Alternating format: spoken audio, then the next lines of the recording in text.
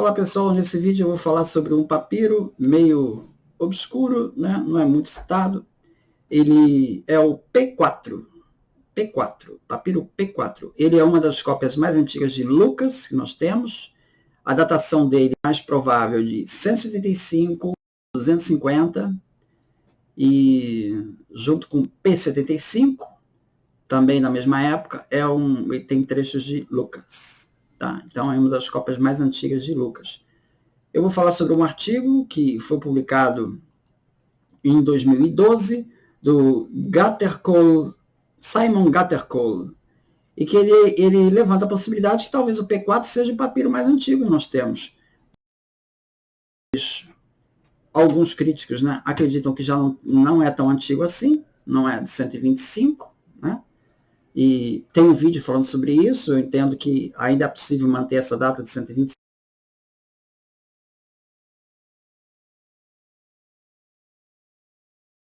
Ganhar esse posto de ser o papiro mais antigo. Então, vamos falar um pouco sobre ele, né? O P4 ele tem uma característica que foi ignorada por muito tempo. Ele, apesar de ser um trecho que fala de Lucas, ele tem uma folha de guarda, né? Uma espécie de uma capa, em que aparece o título do Evangelho de Mateus. Olha que curioso, pela primeira vez, segundo Mateus, Evangelho segundo Mateus. Normalmente esses textos são anônimos, né? A gente só tem as folhas, e nunca coincide a gente ter justamente a folha de guarda, né? Mas nesse caso do P4, ele veio anexo de guarda. Então, essa folha tem sido negligenciada, né? E esse P4 ele se encontra na Biblioteca Nacional da França e tem essa datação aí de 175 até 250. Então esse artigo daí que eu estou citando, que o link segue aqui embaixo, ele mostra uma fotografia pela primeira vez dessa folha de rosto, né? Ela não é mencionada em textos como, por exemplo, esse aqui é um texto clássico, né? O texto do Novo Testamento do Bruce Metzinger. Ele não fala do P4. Ele não fala, não dá destaque. Bom, esse códex, ele inicialmente, ele não mencionava esse tal título, né, segundo Mateus, né? No primeiro aviso da descoberta desse P4, que foi em 1892, o Vincent não mencionou esse título na folha de rosto de Mateus, né? Não mencionou. Kurt Aland, em 67, ele já inclui essa referência ao título de segundo Mateus. E o Skeat, em 97, ele é o primeiro a publicar esse título já com apóstrofe. Porque no trecho a gente vai ver, aparece um apóstrofe. Então vamos dar uma olhada do que a gente está falando, né? A gente está falando disso aqui, ó. É isso aqui.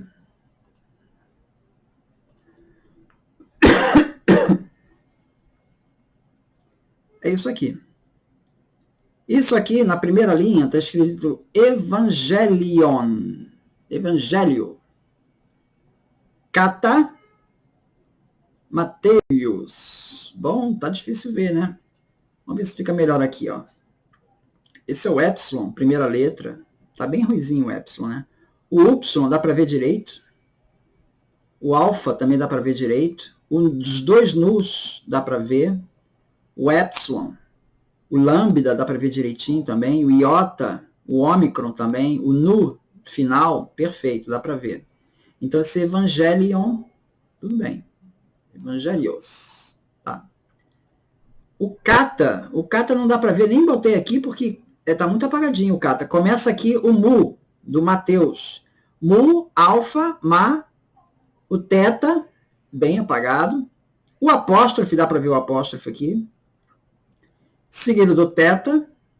O alfa dá para ver direitinho, o alfa. O iota dá para ver direitinho. E o ômicron e o nu não dá para ver. Mateions. Evangelho, kata, segundo Mateus.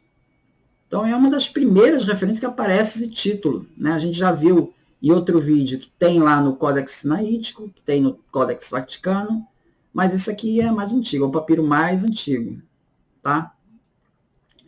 Aqui ele aparece o texto completo, a folha de guarda completa. Ela aparece solta, só tem esse texto aí escrito aí. Aqui, essa folha de guarda, flyleaf, essa folha de guarda de Mateus, aqui algumas letras identificadas dessa folha e a comparação com alguns textos.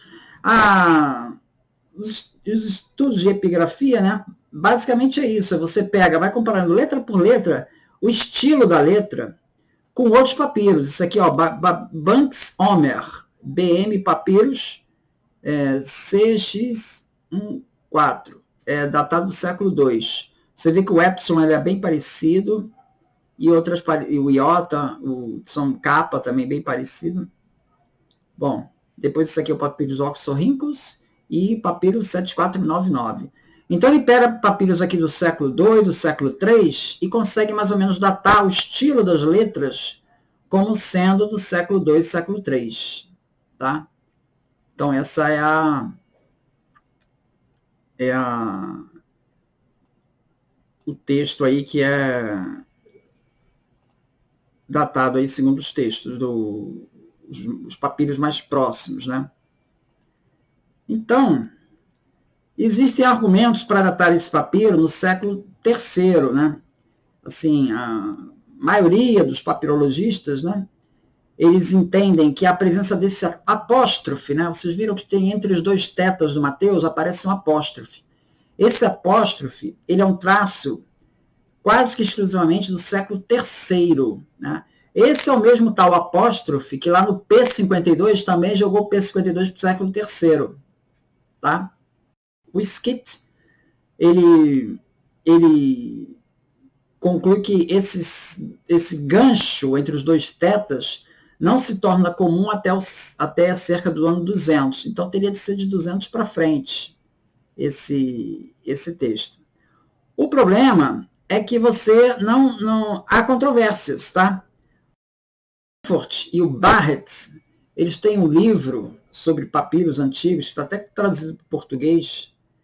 Ele questiona essa datação, que, segundo ele consegue encontrar 5 papiros anteriores ao ano 200, datados, tá? São documentos que têm data, não há dúvida da data. Então, ele consegue datar esses documentos e eles têm o tal do apóstrofe. Então, a presença de apóstrofe entre dois lambda, entre um lambda e um capa, a presença desses apóstrofes aparece aí em textos anteriores ao ano 200.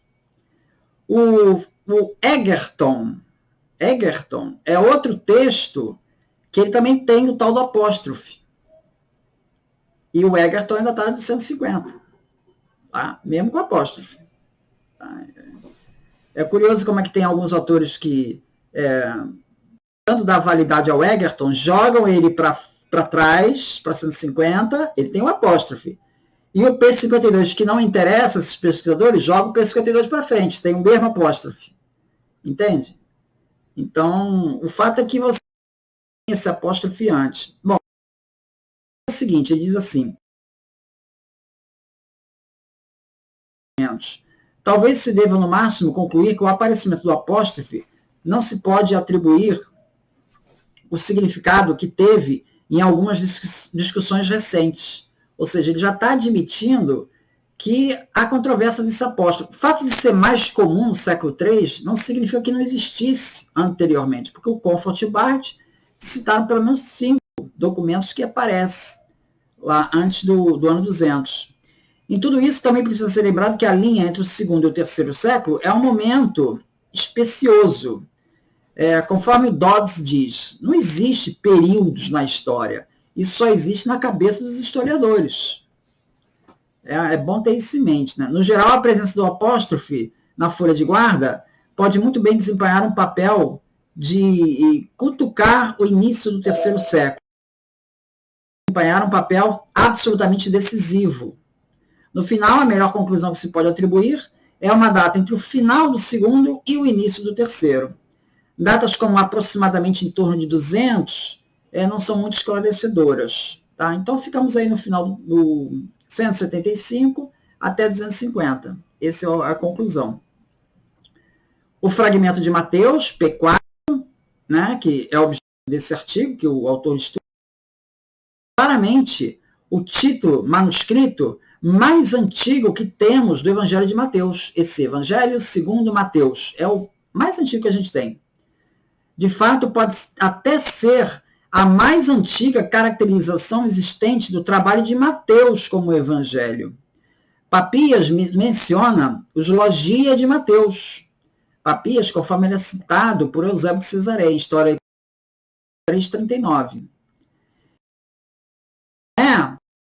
Isso também no outro vídeo. 13, ele faz um questionamento, Jesus faz um questionamento a Pedro e a Mateus. Aí fica no ar. Por que ele vai perguntar a Mateus se Mateus é uma pessoa apagada? Parece que o Evangelho de Mateus já existe. Então, essas seriam as evidências mais antigas aí do Evangelho de Mateus. A partir daí, Irineu e Clemente, eles citam textualmente um Evangelho de Mateus. Mas nosso fragmento P4 pode muito bem ser contemporâneo a Irineu e Clemente. Tá? Lembre-se que o Irineu está escrevendo ali por volta de 180 e o Clemente um pouco depois, 220. E esse papiro aí está datado aí dessa época aí. Então esse papiro, quem sabe se é o que o Irineu tinha em mente, que tinha em mãos? Já pensou? É possível, está na mesma data, né? Aí ele conclui o autor, dependendo de quando a gente date P66 e P75, quer dizer, o P52 ele já até nem cita mais, né? Já nem cita mais. Ele bota P66 e P75. O nosso manuscrito P4 pode até ser o título de manuscrito mais antigo para qualquer evangelho. No P52 não tem título, ele está se referindo a título. Então, realmente, em matéria de título, tem título lá, Evangelho segundo Mateus, em P66, em P75. Então, esse P4 pode ser o título mais antigo que nós temos dos evangelhos. Então, achei interessante essa. Muito bom. É isso, então. Muito obrigado, então.